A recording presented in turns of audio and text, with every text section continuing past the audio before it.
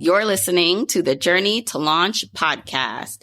9 money mistakes that I've made, and in some cases I'm still making, what I'm doing to improve them, and why some of them I actually don't mind making. T-minus 10 seconds. Welcome to the Journey to Launch podcast with your host, Jamila Souffrant. As a money expert who walks her talk, she helps brave journeyers like you get out of debt, save, invest, and build real wealth. Join her on the journey to launch to financial freedom in 5, 4, 3, 2, 1. Hey, journeyers. I am going to be doing a solo episode. I know some of you guys love this. So if you're new to the podcast and you're looking for more like interviews with experts and other people, you may want to find another episode. But if you like the sound of my voice and you're brand new, or you're an OG journeyer, that means you've been listening for a bit. You like when I do these solo episodes. I think you will enjoy this one. So get prepared, get ready. I also created a free downloadable worksheet that goes with this episode. So you can jot down your own revelations, your own money mistakes, and what you learn from them to get some clarity. You can get that right now for free by going to journeytolaunch.com/215 worksheet. Oh, one thing I want to tell you about this amazing podcast, the Dreams and Drive podcast, hosted by my girl, Raina Campbell. So the Dreams and Drive podcast, also known as DID, helps individuals learn how to take their dreams out of park and put it into drive. If you're someone who's currently struggling to put an idea of yours into action, or need some inspiration from others on how they put their ideas into motion despite setbacks, this show is definitely one you should check out. Raina has over 250 guests from a variety of industries sharing their dream driving journeys. She also has solo episodes highlighting her own journey into entrepreneurship and now motherhood. I also was on the show, episode 181, if you want to check that out. But I really do love how Raina encourages her people, her dream drivers, to put their dreams into motion, get it out of park and put it into drive. So check out the Dreams in Drive podcast, wherever you listen to this podcast, and go to dreamsanddrive.com or the Instagram Dreams in Drive for more on the show. Journey to Launch is supported by First Republic Bank. Do what I've been doing. Take advantage of personalized banking on the go with the First Republic mobile app. You can securely deposit checks, transfer funds, and contact your dedicated banker directly, anytime, anywhere. The First Republic mobile app is your connection to customized solutions designed to meet your financial needs of any size. Manage your accounts from the convenience of your own home and with a bank you can trust. I love that when I need to make a mobile check deposit, send my friend some cash for my share of brunch, or pay my credit card bill, I can do it with the First Republic mobile app. The First Republic mobile app is available on the App Store and Google Play. Visit firstrepublic.com to learn more. That's firstrepublic.com, member FDIC, equal housing lender. If you want the episode show notes for this episode, go to journeytolaunch.com or click the description of wherever you're listening to this episode. In the show notes, you'll get the transcribed version of the conversation, the links that we mentioned, and so much more. Also, whether you are an OG journeyer or brand new to the podcast, I've created a free jumpstart guide to help you on your financial freedom journey. It includes the top episodes to listen to, stages to go through to reach financial freedom, resources, and so much more. You can go to journeytolaunch.com/jumpstart to get your guide right now. Okay, let's hop into the episode. On the podcast today, in this episode, I'm going to be sharing some money mistakes that I've made in the past and some that I'm still making.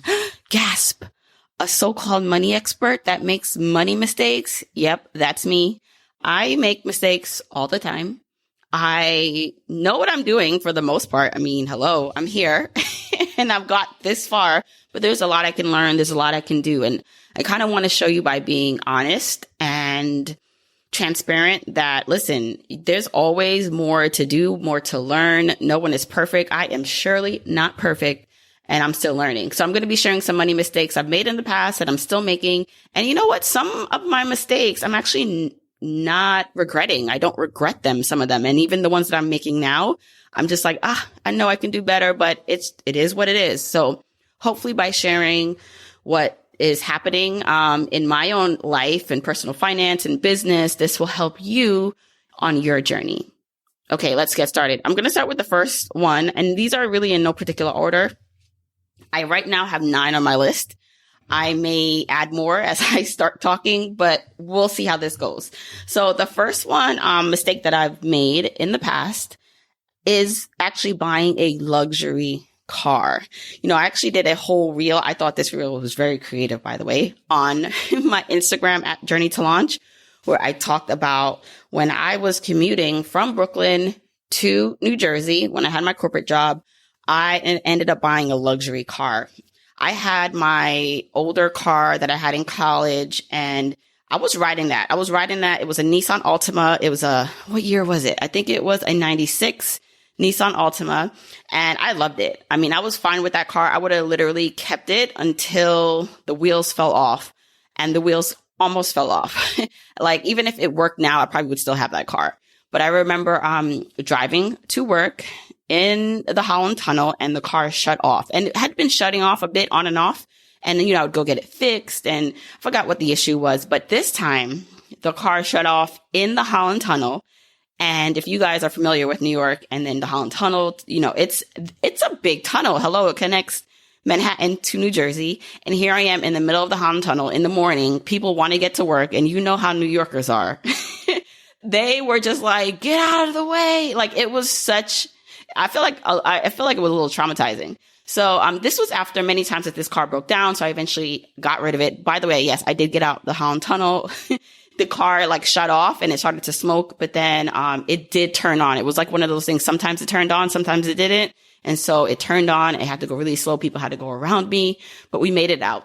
Anyway, fast forward to now, I'm like, I deserve a nice car. I've been riding with this car till the wheels fell off. And it was at this point too that I had just moved in. I forgot, maybe I was at my Dumbo apartment that I bought, which I talk about in another episode. I bought a condo in Dumbo, Brooklyn. And so it was a luxury high rise. So for someone at my age, I was living the life. Had a doorman, brand new apartment. It had a gym. We had classes, and I just felt really good living in that space. And so when I needed a new car, I was like, listen, I need a car that's going to match my vibe. I'm, here I am doing the thing, working and paying my bills and making a way in the world. I should now have a car that reflects that. And so I ended up buying a BMW 328xi black coupe. And I, in retrospect, knowing what I know now, would not necessarily do it again. But I can't lie. When I had that car, and I did buy the car. So at first I went to finance it. And then I ended up having enough money where I could just pay off the remaining balance over the next couple months. And I just did it. So after a couple months, I did own it outright.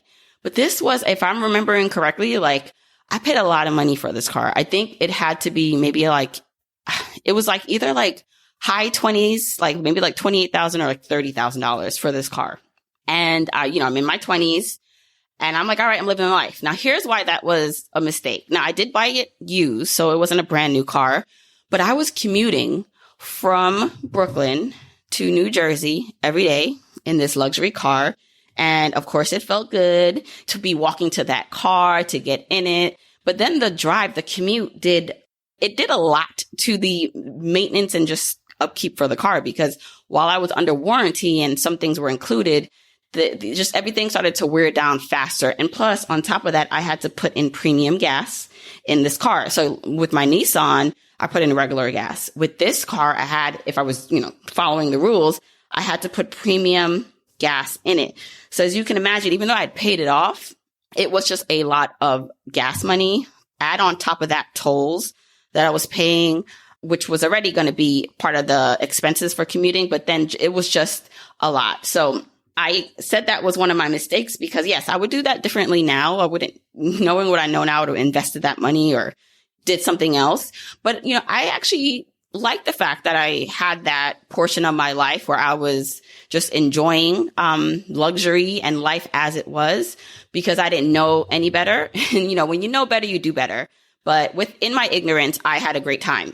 And when it was time to give it up, this is how I knew it was time to give it up. So when I had the car initially, I, was closer to the city. So my commute wasn't that bad. Plus I was, for the most part, single. I think I even got this car before my husband and I got married, and no kids.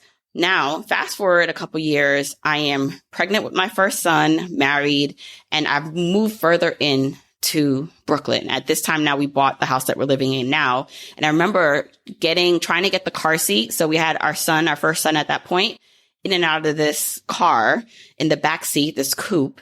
And it was a nightmare. And I was like, okay, this is not going to work. This doesn't make sense anymore. Plus the warranty was coming up where it was not going to be under the certified warranty anymore. And I was like, this doesn't make any sense to keep this. And by the way, my commute at that time was about 1.5 hours each way and about 100 miles round trip. That's how much mileage I was putting on this car. Okay. So I ended up selling the car, and then I got a more economical car. It's the same car I have now, a Honda. It makes more sense for where we are in life, but it is a money mistake that I say is a mistake, but it's also a lesson. And I can't lie, I kind of enjoyed it. Okay. So that was one.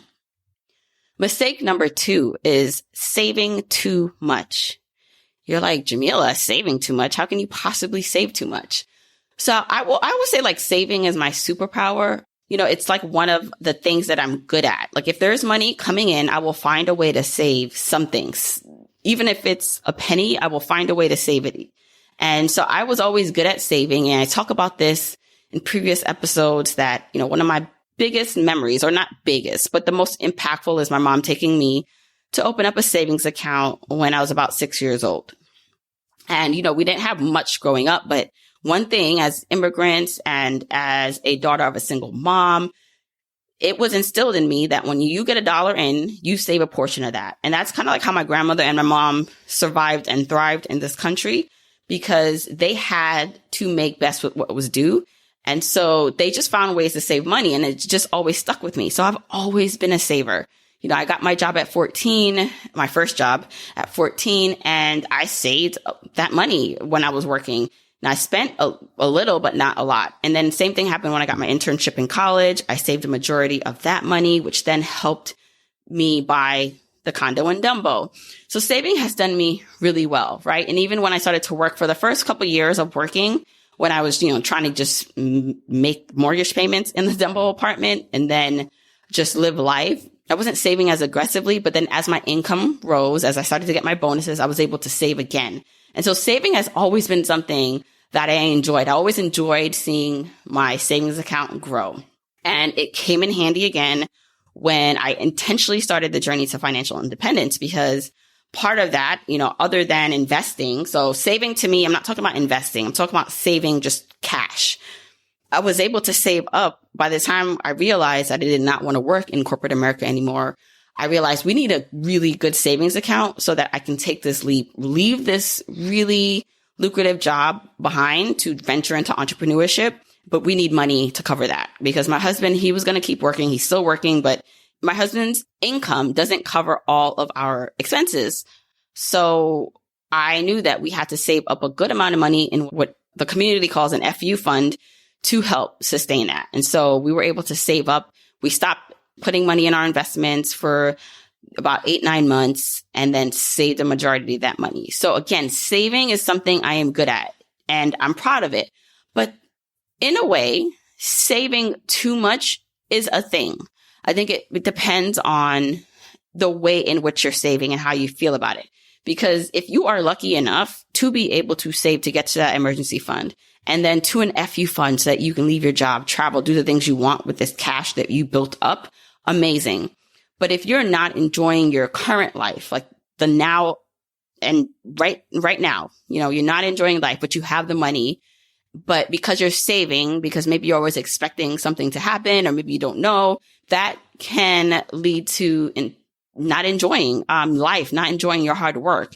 And in some instances, I feel like I've oversaved, where there are things that I wanted to do that I should have done or could have done, and I didn't, because I was more focused on the number in the bank account, right? And at a certain point, it gets to be hoarding money.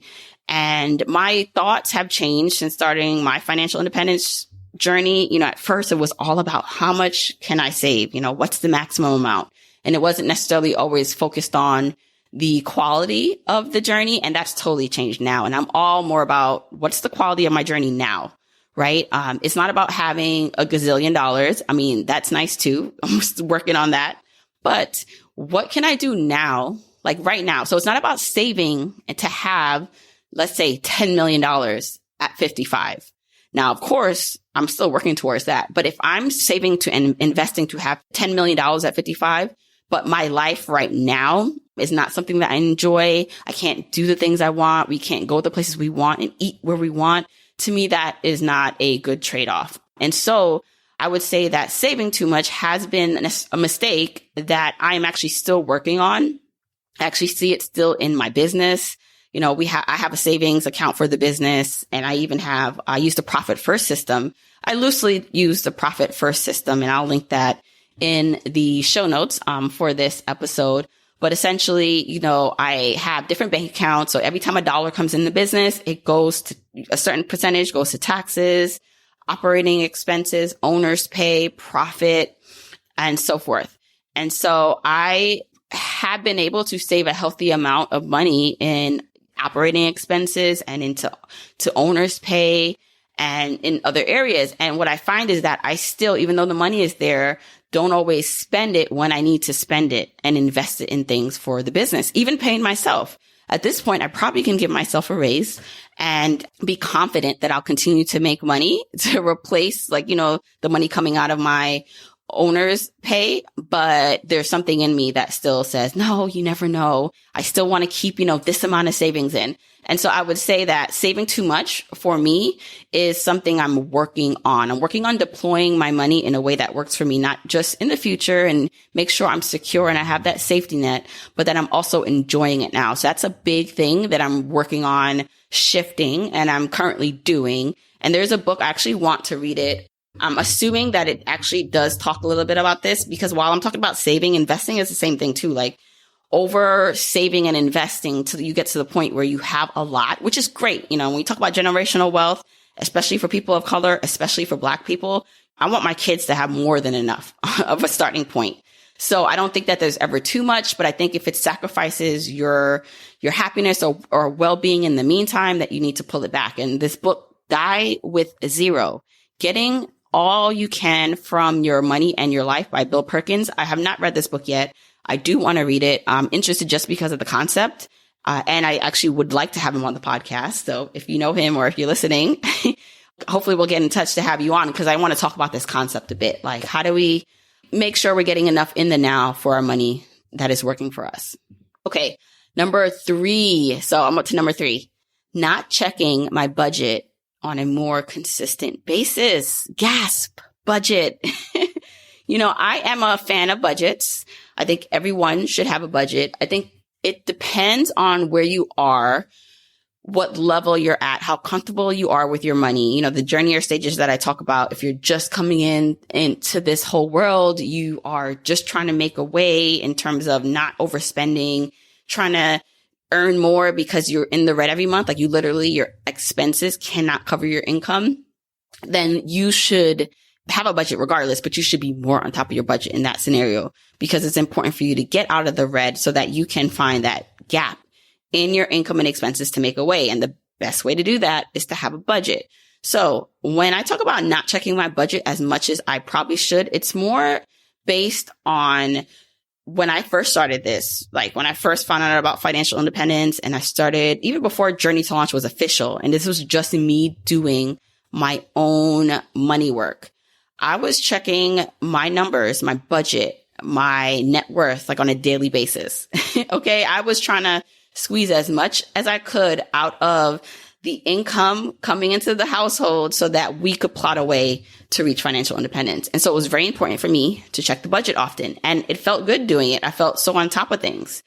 As I progressed and become more comfortable and have hit a lot of my goals, like just money goals, I found that I have slacked on my own budget. So I still do a budget every month. That happens every month. I still reconcile my budget every month, but I'm not checking it as often. So when I do check it that one time that month or twice that month, I find myself having to do a lot of catch up, right? And reconciling what has actually happened to what I said that was going to happen. So with the budget, just really quickly, you're setting at the beginning of the month what you're going to do. You're giving every dollar a job.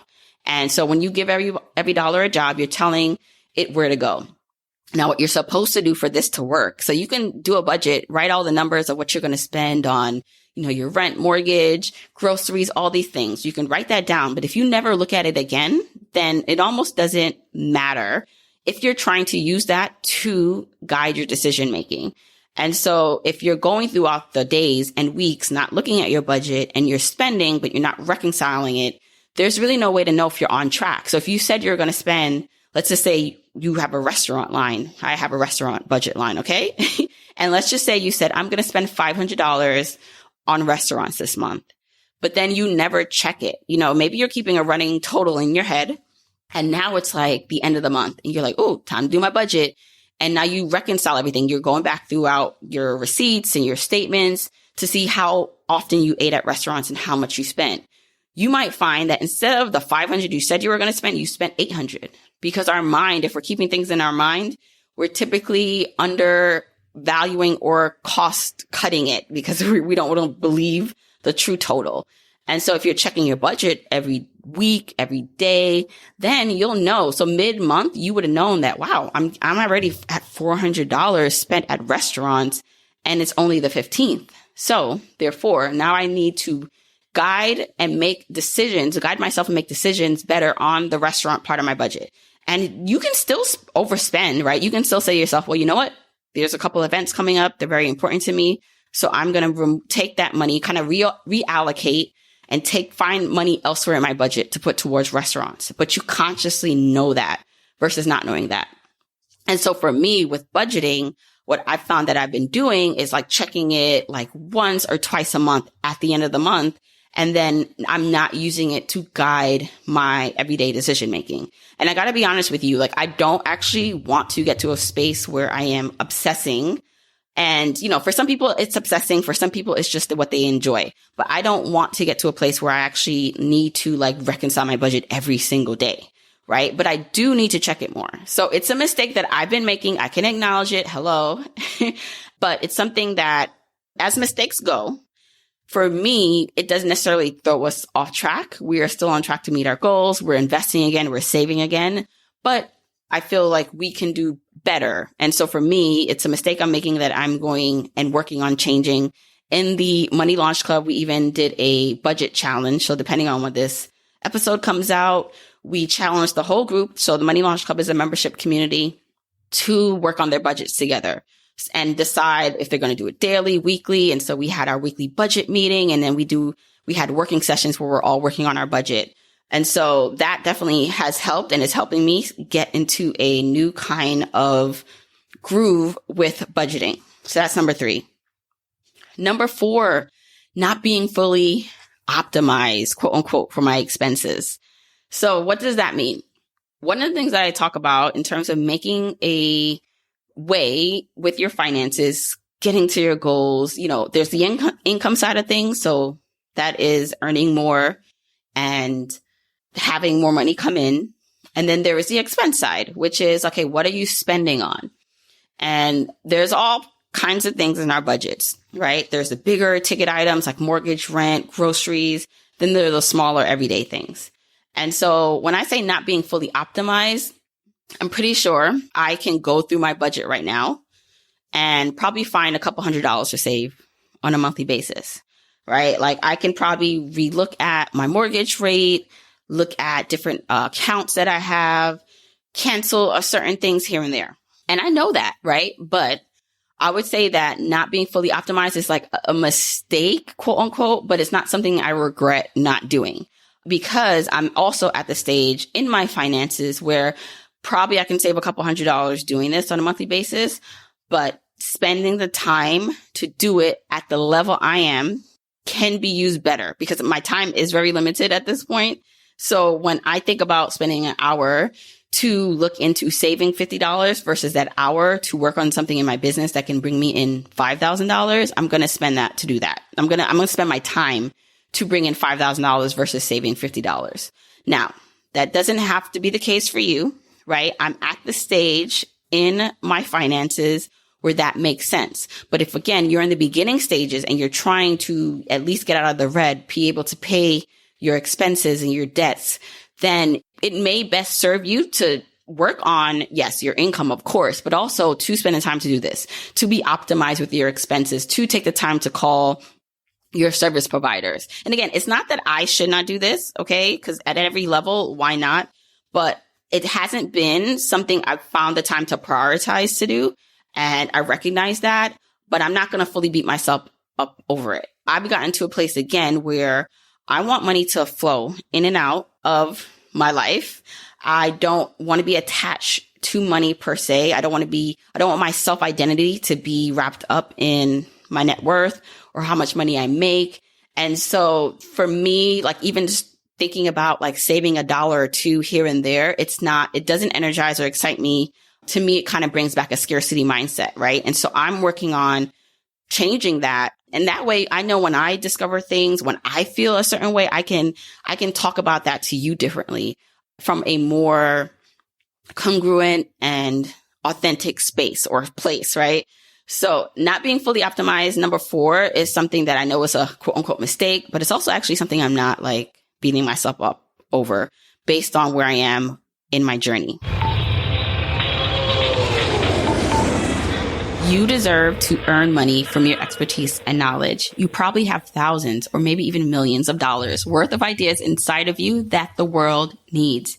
You may just need help packaging up that knowledge and getting it out to the world. I'm teaming up with Teachable to share their Launch Accelerator Challenge, which will help you build and sell your very own course. The goal of the challenge is to help small business owners and aspiring side hustlers like yourself set up your first online course or coaching services so that you can transform your know-how and expertise into a thriving knowledge business. Teachable is a platform that allows entrepreneurs and creators to build and sell fully customizable online courses. In fact, Teachable is the same platform that I use to host my own course, the Map Your Path to Financial Independence course. By joining Teachable's Launch Accelerator Challenge, you'll learn how to build out the foundation and key marketing assets of your course in 30 days so that it's ready to pre-sell. During this 4-week challenge, you'll learn from real life examples, scripts, and templates to see what works so you can achieve results quickly and hear tips and strategies from Teachable's in-house customer success experts who regularly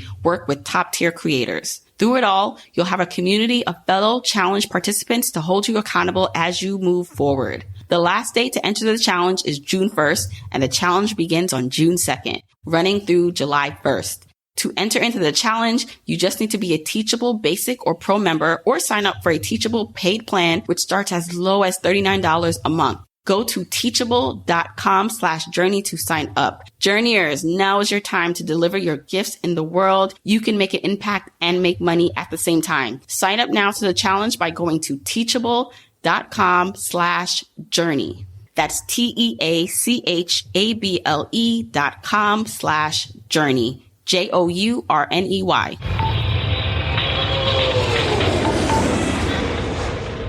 All right, number 5, taking too long to decide on making an investment in something or being afraid of making that investment. And you know what? It's not the being afraid that's a mistake. It's knowing that I should do something or invest in something and then not doing it.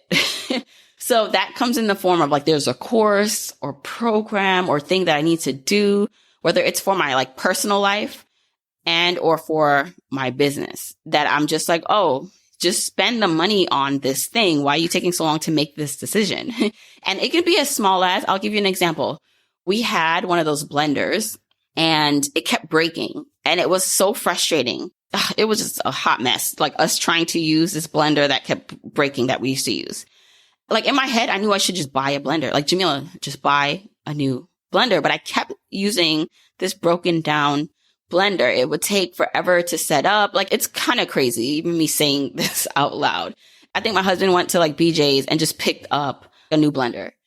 And the amount of energy and frustration this new blender has brought, like, it's like a new member of the family, this new blender. I'm like, where have you been all our lives? And the crazy thing about it is, I don't even know how much he paid for it, okay? but it didn't even matter. It could have been $1,000 blender, like the kind of piece that this new blender has brought to my life. I'm like, why did you take so long on buying it in the first place? Like, you were dealing with this broke down thing for so long, acting like you didn't have the money to do it or just didn't have the time to do it. And here you are now with this new thing, and it's making the world of a difference in your household. I know you're thinking like, how can a blender have such an impact on your life? I don't know. So something as small as a blender to something as big as a program that I know I need to invest in. Like, I've been eyeing this program for a while. There's this person I want to work with. And so I've made that mistake of taking too long to invest in something. And so I've been just thinking, when I have that come up, I ask myself a couple questions. For me, the biggest thing, especially when it comes to investing in like a program or course, especially for the business, it's about, okay, are you going to dedicate the time and energy you need to implement this thing? So I don't want to just buy it and have it there for the sake of it, right? Are you going to really take the time to implement this? And then the other question I ask myself, is this something you need and are putting off? So if I know that I've thought about this a couple of times, I even gone to the sales page or went further down the process to discover or want to learn more, and I keep wasting time by not doing it, then I know it's something I need to do. The other question I ask myself is, if I do buy or invest in this thing and it does not work out, or it's not what I expected, or things come up and I can't really utilize it, will I be homeless? Will I not be able to pay my bills because it was such a big chunk of money, right? And typically it's no. Even if it's a lot of money for something that I'm investing in, even if it doesn't work, it's not our last dollar. So for me, that's been really important. Like, so I've seen myself take too long to make an investment in something or to buy something that I know I need. And I'm just like, nope, you need to act faster, because you wasting time thinking it through or putting it on the back burner, it just keeps coming up. Or, you can make your life a lot more easier. You can get to where you're going faster. I don't necessarily want to just say faster, but it can be more enjoyable and make more sense if you just do the thing you've been thinking about. Okay. Invest in that thing. What is the worst that can happen? You can learn, you can get to the next level. And so, I've been taking that approach, a lot lately. And again, I also want to be super congruent with the way I talk to you guys. Like, I'll tell you that, hey, take that course, join the Money Launch Club, take that extra thing or do that extra thing that's going to help you. And it may be a little scary because you're like, do I need it? This extra money. If I can't do what I'm telling you to do, right? If there are things I know in my heart, in my head, that I need to invest in that I'm not because I'm afraid, but then I'm telling you, you should do it. Like, I just feel like that's not authentic. So I've also been like, okay, what would I tell my journeyers to do? What would I tell you guys to do? What would I want you to tell me to do? And so I kind of also operate from that. All right. Number 6, being hesitant to sell and caring what people think of me. So I actually say those are two kind of very intertwined things. And when I say sell, I mean with the business. So a couple of the things I talked about before were like spending money and like expenses. And this now is on the income side of things. So for me and Journey to Launch, Journey to Launch has been doing really well. I do see this being $1 million business one day. And so I have to operate as such, right? But in order for me to get there, I am going to have to be comfortable with selling and with marketing. And, I got to say, that's not something that comes easy to me. Whenever there is like an open enrollment period or a launch, right? So when the doors are open for the Money Launch Club or the FI course or something that I'm selling, like I actually get, I don't want to say anxiety, but things just, I feel like, are not as smooth for me, right? And I think a lot of that comes from caring too much what people think of me, and almost like to the point where I'm making up things in my head, right? Because I'm thinking, well, if I send this email asking for this sale or telling them about this thing, they're going to think this of me, right? They're going to think, why is this not free? Like, why is she selling? Is this too expensive? I'm thinking about all the negative things that could be possibly said about myself, about what I'm selling. And so it kind of impacts when it's time to sell, like it comes off maybe not as confident. There, I said it. Guys, I'm being really transparent here, right? And so in order for me to get to be $1 million business, in order for me to continue to impact, I should say. I already know that a lot of you guys say that it's whatever I'm already doing is impactful. But in order for more people to hear this message, in order for myself and my family to be comfortable so that I can continue serving, and, a lot of the things that I do are free. This podcast is totally free. And a lot of things that I do are free, right?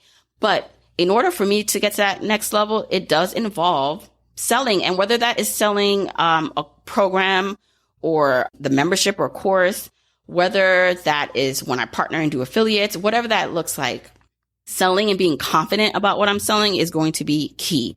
And so I've noticed that if anything's going to hold me back from creating $1 million business, it's going to be me getting over my hesitation to sell and caring what people think of me. Because I got to be honest, the people who join my programs, the people who are in the Money Launch Club, the people who, even if you don't buy anything per se, like in terms of my products, and you're just like listening to the podcast, which I appreciate 100%, is they love it. They're just like, can you do more of this? You know, can you provide more? Like, when are you opening up doors again? Like, people. So I think as long as you're doing it from a place of authenticity in terms of what you're selling, what you're doing, what I'm doing, I know is quality, it's impactful, it's good work, then getting over being hesitant and also getting over what negative people have to say. Right. And a lot of times, like, the negativity is in my head. No one has ever yet, they may be thinking it, but no one has ever said to me, Jamila, why are you selling that? You shouldn't be selling that. That's too expensive. No one said that to me yet.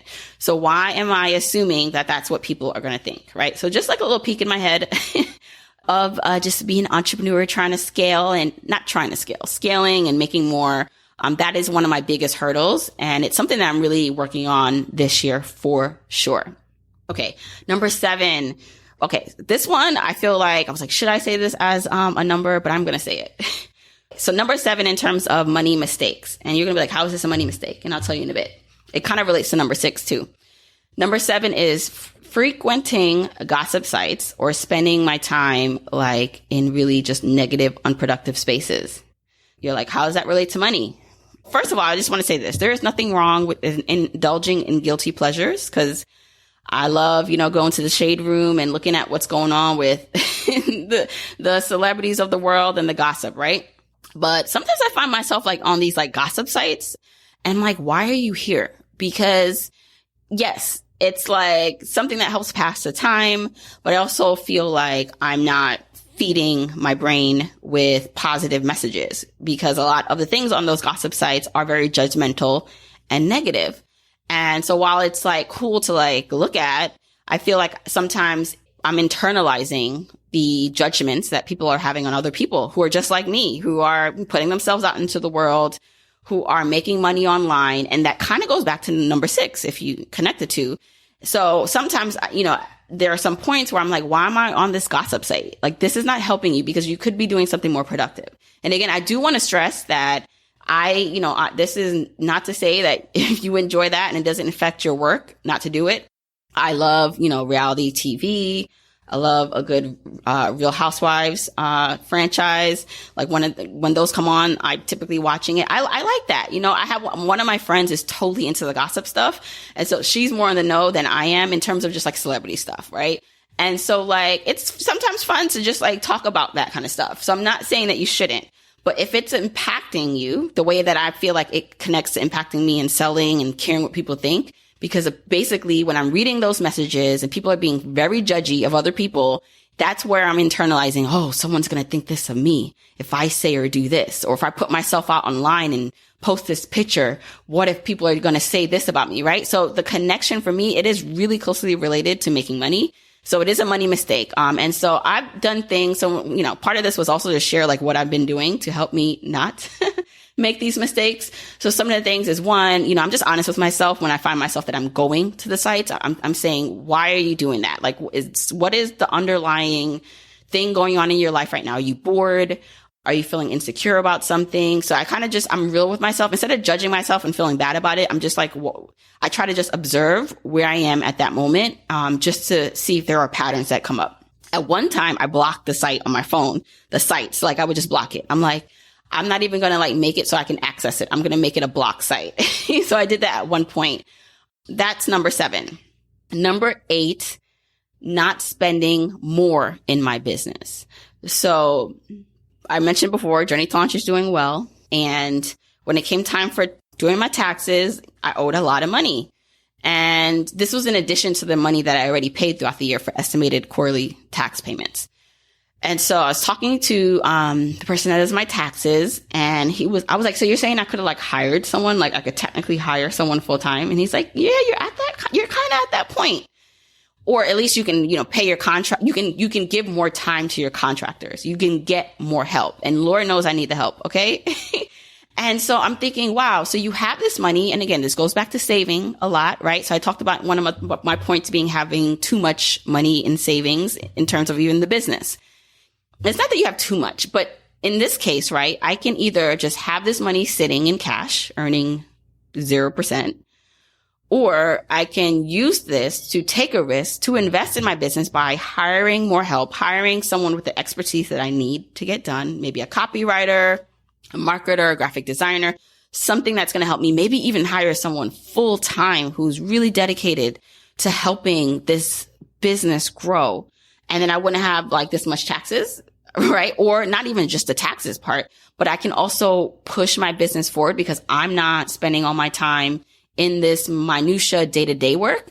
So it's really, again, I feel like 2021 is going to be the year of leveling up, because if I plan to get to $1 million business, I'm going to have to spend more in my business. I'm going to have to step away from the hoarding, that's gotten to me kind of where I am with my personal finances. But in business, like hoarding in a business is not going to work. It's not the same. And that is kind of where the disconnect comes in.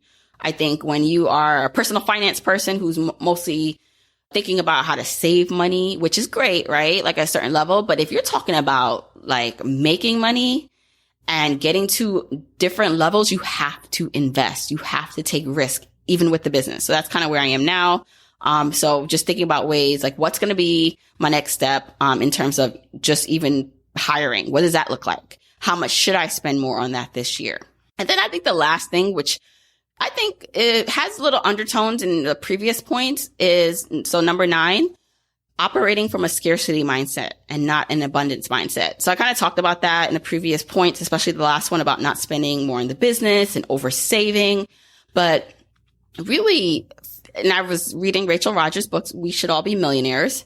And, in it, she said that her husband said to her, stop making every dollar your last dollar. Like every dollar that comes in is not your last dollar. And I realized that I actually operate like that, which is why I oversave and I'm afraid to sometimes spend money, because it sometimes feels like, oh yeah, you're doing good now, but what's going to happen next year?